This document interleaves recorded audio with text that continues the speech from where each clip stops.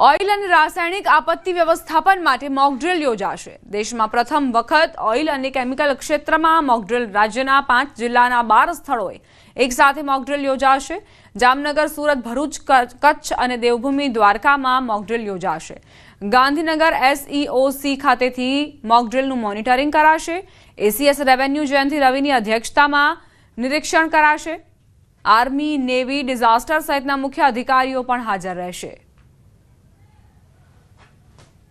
अलग अलग प्रकारनी मॉक एक्सरसाइज सिम्युलेट करवामां आवी छे अने एमां कोईपण आवी ऑइल एंड पेट्रोलियम जे रासायनिक आपत्ति oil and chemical disaster management माटे कई कई सिनारियोज उद्भवी शके एनी एक परिकल्पना करीने एक्चुअली करवामां आवी छे अने बधा ज आपणा टीम्स त्यां स्थळ उपर कार्यान्वित छे। भावनगરમાં શંકાસ્પદ ગૌમાંસનો જથ્થો ઝડપાયો।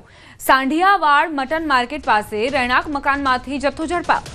100 કિલોથી વધુના શંકાસ્પદ ગૌમાંસના જથ્થા સાથે 2 ઈસમોની અટકાયત કરાઈ।